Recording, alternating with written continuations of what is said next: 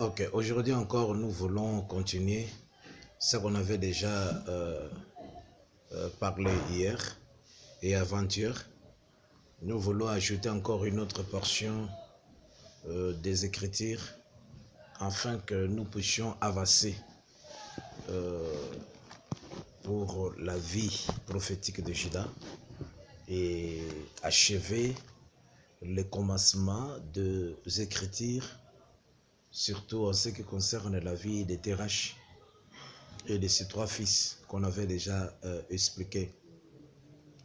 Ici, aujourd'hui, nous voulons ajouter encore d'autres portions des Écritures qui sera encore utile, tout en se référant toujours dans le livre de Genèse chapitre 11,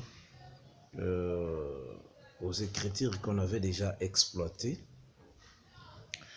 La parole déclare que dans les versets 29 du chapitre 11 que Abraham et Nacor prirent des femmes, et le nom de la femme d'Abraham était Sarai, et le nom de la femme de Nacor était Milka, fille d'Aram, père de Milka et père de Gisca. Et nous avons déjà expliqué comment les frères se sont mariés dans la parole, parce que cette famille était une famille une famille prophétique, une famille qui avait la promesse d'avoir Dieu.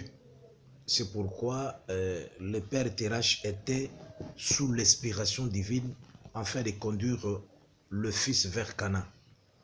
Alors, ici, nous avons la vie d'Aram qu'on a très bien expliqué, que le mariage ne peut pas être un sujet de discorde, un sujet de désordre, un sujet à la contre de la doctrine. Nous devons toujours se marier selon la doctrine. C'était l'instruction qu'on avait donnée. Aujourd'hui, on vient encore avancer. Nous allons toucher une portion de l'écriture dans le livre de Genèse chapitre 22, verset 20. Genèse chapitre 22, verset 20. Genèse chapitre 22, verset 20. Nous allons lire quelque chose. Après ces choses, on fit à Abraham un rapport en disant, voici Milka a aussi enfanté des fils à Nacor, ton frère. Hit, son premier-né, Bouz, son frère, Kemiel, père d'Aram, Kedé, Azon, Pildash, Ishidat et Bethuel.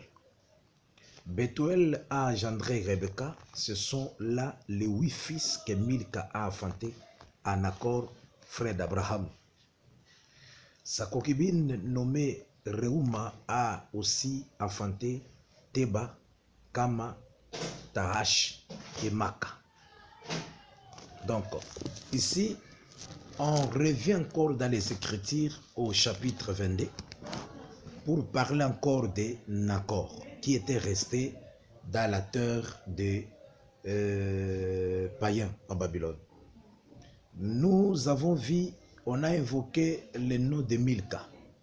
Milka ici, c'est elle la fille d'Aram. La fille d'Aram, et cette fille d'Aram qui avait enfanté Gisca et qui a enfanté aussi Milka. Mais on a cité Milka dont Nacor avait pris au mariage.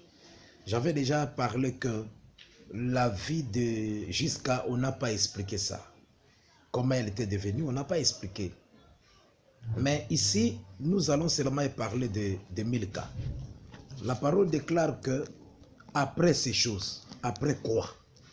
Si nous remontons dans l'écriture, dans le livre des chapitres de Genèse chapitre 22, on dit après ces choses, verset 1, après ces choses, Dieu mit Abraham à l'épreuve et lui dit, Abraham, et il répondit, me voici.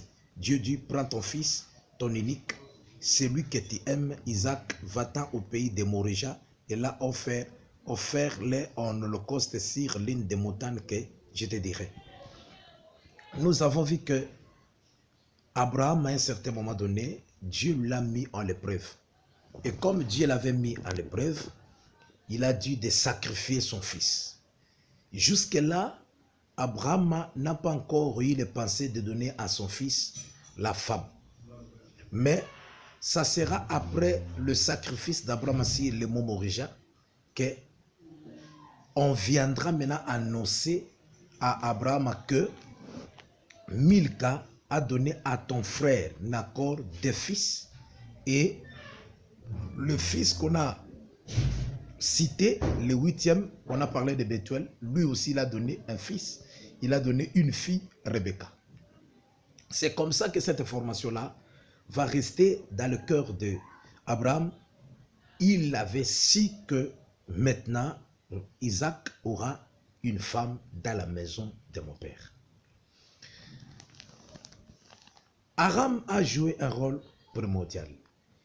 Il lui donne sa fille à Nacor et il lui donne des enfants à Nacor. Après cela, nous voyons que dans les enfants que Milka a donné naissance, il y a celle qu'on appelle Rebecca insortie. Remarquez quelque chose.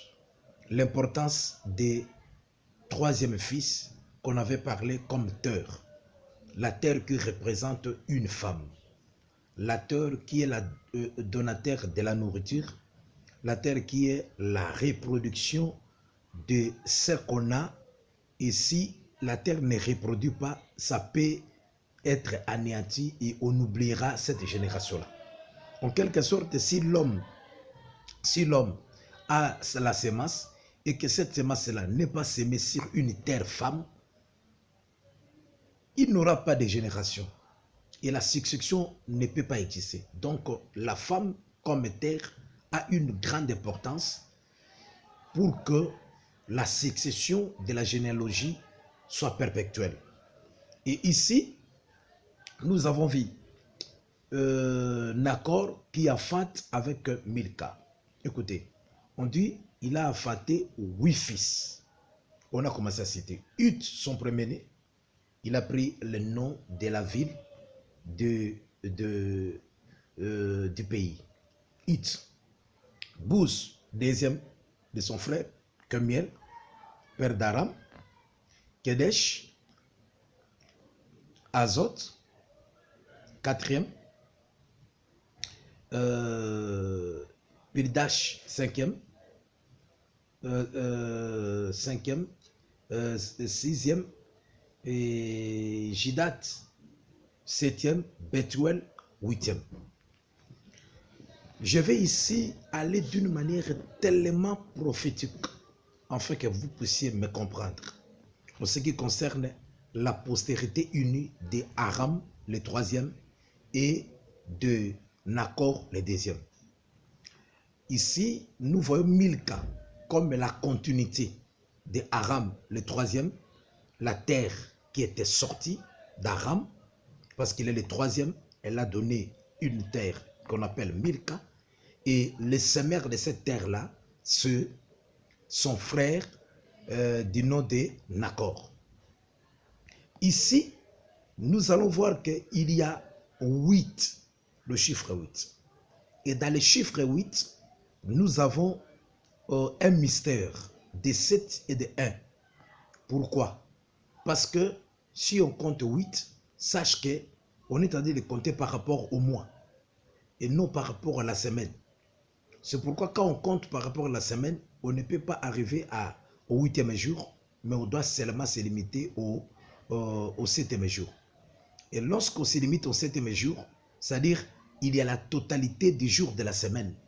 La semaine est complète, il y a le travail, il y a aussi un repos. Parce que dans la semaine, il y a le travail, il y a aussi le repos. Mais ici, nous avons vu que Nacor a travaillé. Il a travaillé une semaine, c'est-à-dire il s'est reposé et il a commencé encore le travail. Parce que quand nous comptons le 8, c'est-à-dire nous sommes dans la deuxième semaine. Et comme j'avais dit que cette famille était prophétique, qui est sortie après les 70 de Terach, il a donné 3. Et le 3 là, c'était un calendrier prophétique établi pour qu'aujourd'hui nous puissions exploiter quelque chose à l'intérieur. Ici, nous voyons que le premier fils, deuxième fils, troisième fils, quatrième fils, cinquième fils, sixième fils, septième fils, c'était une semaine prophétique de travail de Nacor. Il a travaillé. Et quand il a travaillé avec sa femme, il devait encore recommencer pour commencer à compter encore de nouveau. Il doit commencer à compter 1. Et quand il va commencer à compter 1, il compte maintenant Bethuel. Et quand il compte Bethuel, Bethuel est la deuxième semaine. Mais vous allez voir ceci.